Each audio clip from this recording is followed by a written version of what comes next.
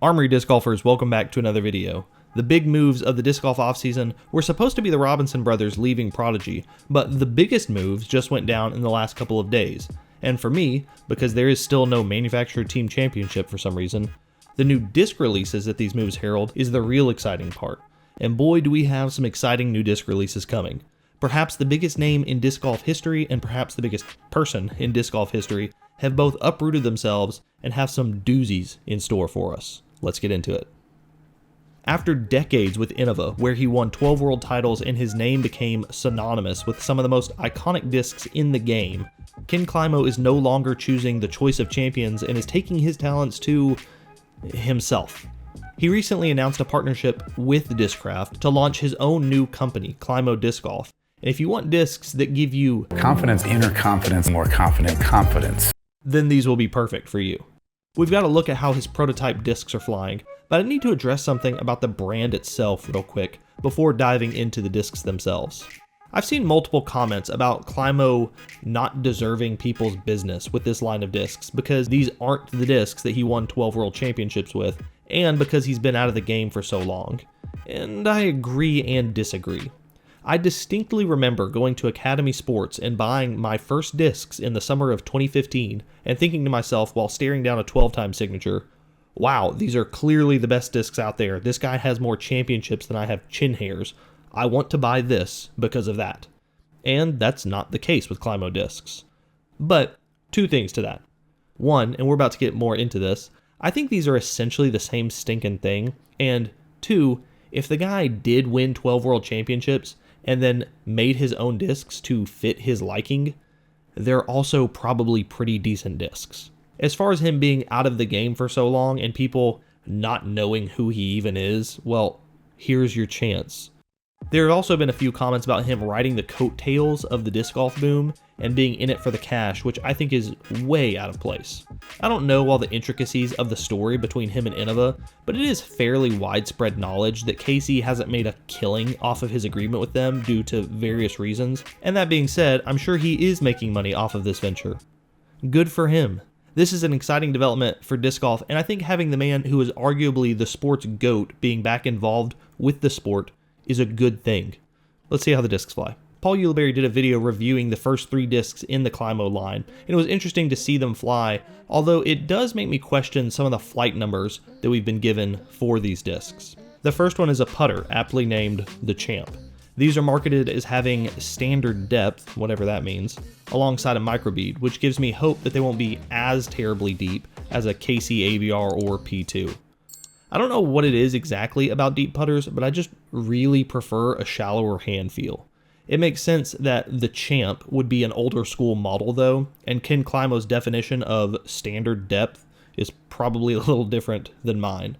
But we don't know exactly what their specs are yet, which is an interesting little tidbit that we'll talk about soon. These are listed at 2300, but the fade that we see at the end of these putts makes me think that they're going to fly like what you would expect from an AVR or P2, at least within the circle. The first Ken CLIMO mid-range is the Bel Air. Oh, well, sorry, that was a Rock 3. Again, I'm not mad at CLIMO for wanting to stay close to the discs that he used to become arguably the greatest disc golfer in the history of disc golf, but there's definitely a theme developing here. If you've ever wanted a Rock 3 in ESPN plastic, here's your shot. The driver, the Skyway, also looks like a disc we've seen before. And personally, I love that CLIMO went with this old school choice of giving it a 4 glide instead of 5 or 6 or 7. We all know that a lot of that is just Fugazi numbers for sales, which I talk about in this video. Check it out because this disc is a classic. And I think it's a swaggy old school vibe to unashamedly smack a 4 down for the glide. Gives it distinction. I'm also intrigued by the flight numbers of this disc because it looked to me to be much less stable than I would expect from a -1.3 disc, especially one with 4 glide. It looked to me like a -2.2, and it was breaking over to Anheuser and holding those even fresh out of the box. The Wraith is the obvious comparison to be made here, and it does look like a Wraith, like a beat-in Wraith. Like a really beat-in Wraith. Like I said, CLIMO isn't on Team Discraft. It looks like the relationship is like Discraft's relationship with DGA, where they'll do the molding but keep separate branding. And I haven't personally felt the discs yet, but again, I'm assuming that it'll be standard ESP stuff for now, and whatever their putter line plastic is. And I'm assuming because there's still a lot of assumptions about all of these discs, because interestingly enough, they're not PDGA approved yet. And I've got 3 theories for why this might be. This might have been a strategic move to avoid spoilers so people wouldn't see the discs on the PDGA approval page before the announcement was made. This is kind of strange because they're officially made by CLIMO Discs, so it wouldn't have spoiled the manufacturer or anything. These are still prototypes. Maybe they're waiting to get final versions of the disc before getting it approved, but given that this is in collaboration with Discraft, that seems a bit strange.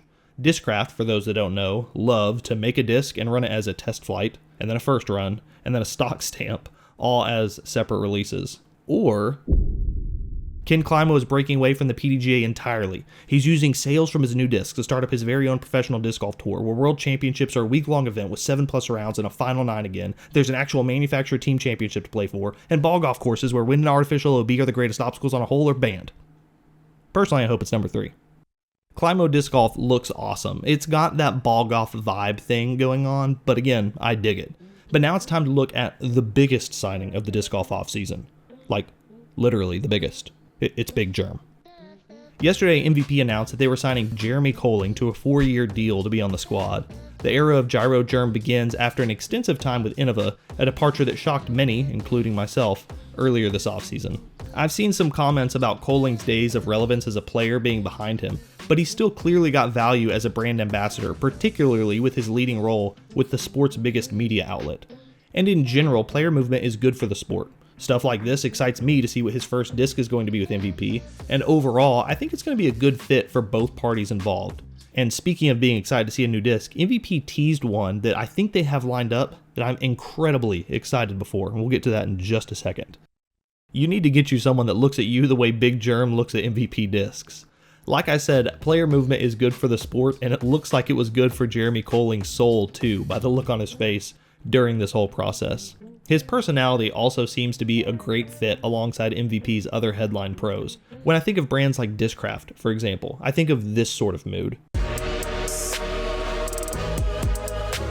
But when I think of MVP's team personality, I get more of this sort of vibe.